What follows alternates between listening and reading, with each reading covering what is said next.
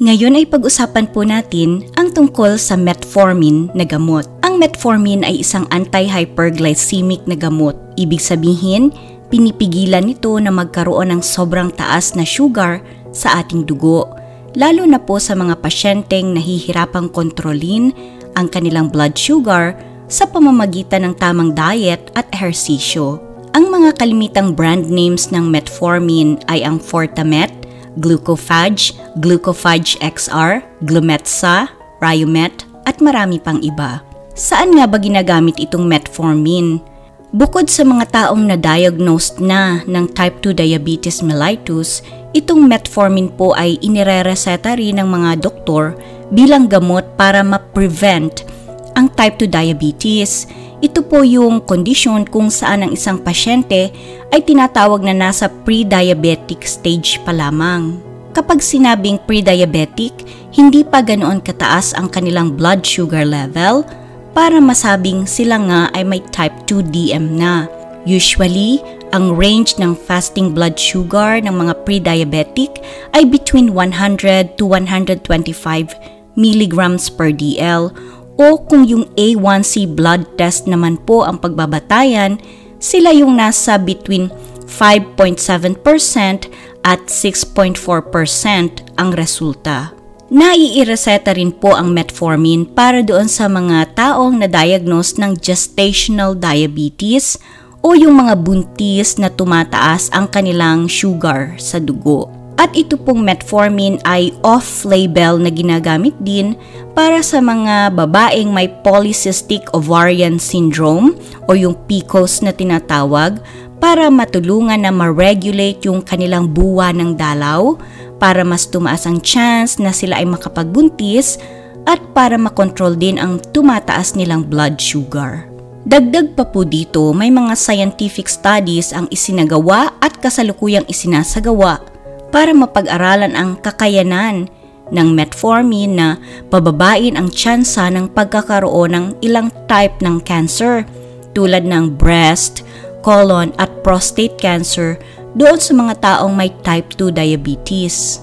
Meron din pong ilang scientific studies na nagsasabing mas mababa ang rate ng pagkakaroon ng dementia doon sa mga diabetic patients na nagtatake nitong metformin. At sinasabi rin na nakakapagpahaba ng buhay at nakakapag-prevent ng iba pang age-related na mga sakit ang pag-inom ng metformin doon sa mga may diabetes. Kung umiinom po ang isang pasyente ng metformin, kinakailangan niya ring tandaan ang mga sumusunod. Number 1, sabihin kaagad sa kanyang doktor kung siya ay nakakaranas ng hindi maipaliwanag na mabilis or malalim na paghinga, o ito yung hyperventilation na tinatawag, pananakit ng kalamnan, sobrang pagkapagod, pananakit ng tiyan, mabilis or irregular na tibok ng puso, pagbagsak o pagbaba ng presyon ng dugo, panlalamig ng katawan at pagkahilo, dahil ang mga ito po ay posibleng palatandaan ng tinatawag na lactic acidosis, isang bihira ngunit seryosong side effect ng metformin.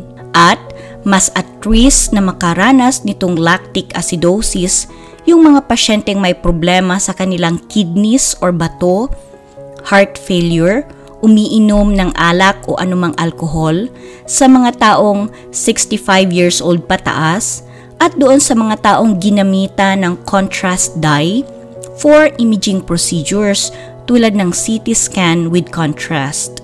Kaya kung kinakailangang sumailalim ang pasyente sa ganitong mga imaging procedures, usually ay temporarily inihihinto muna po ang pag-inom ng metformin ng pasyente.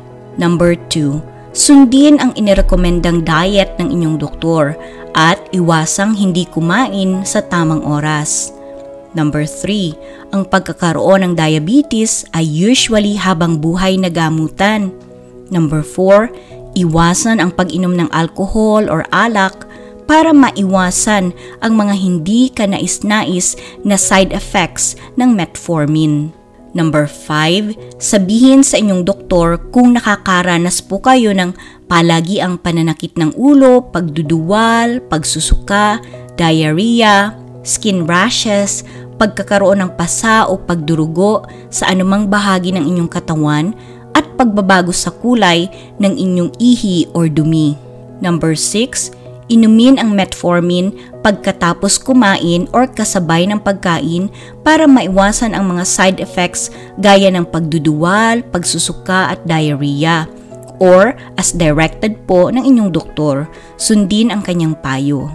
Number 7, huwag basta ititigil ang pag-inom ng metformin nang walang payo or pahintulot ng inyong doktor para maiwasan ang biglang pagtaas ng inyong blood sugar na magpapalala sa inyong diabetes. Number 8, kung may na-miss na dosage ng metformin, huwag po doblehin ang dosage nito.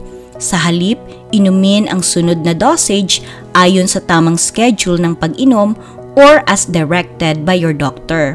At number 9, ang pangmatagalang pag-inom din po ng metformin ay pwede ring magresulta sa mababang level ng vitamin B12 sa katawan.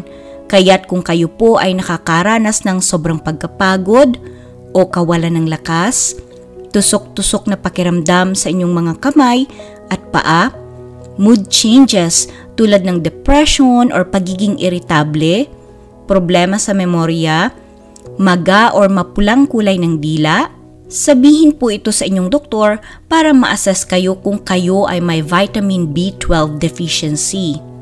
Maaari rin pong temporarily ipahinto ng inyong doktor ang pag-inom nyo ng metformin kung may severe or malalang infection kayo, mababang oxygen level, o kaya naman ay kung may dehydration or severe fluid loss sa katawan. Kung gusto nyo pa pong makapanood pa ng iba pang Tagalog health videos, paki-like lang po at mag-subscribe dito sa aming channel, dito po sa Tagalog Health Talks. Muli po, ako po si Nurse Tian at maraming salamat po sa inyong panunood.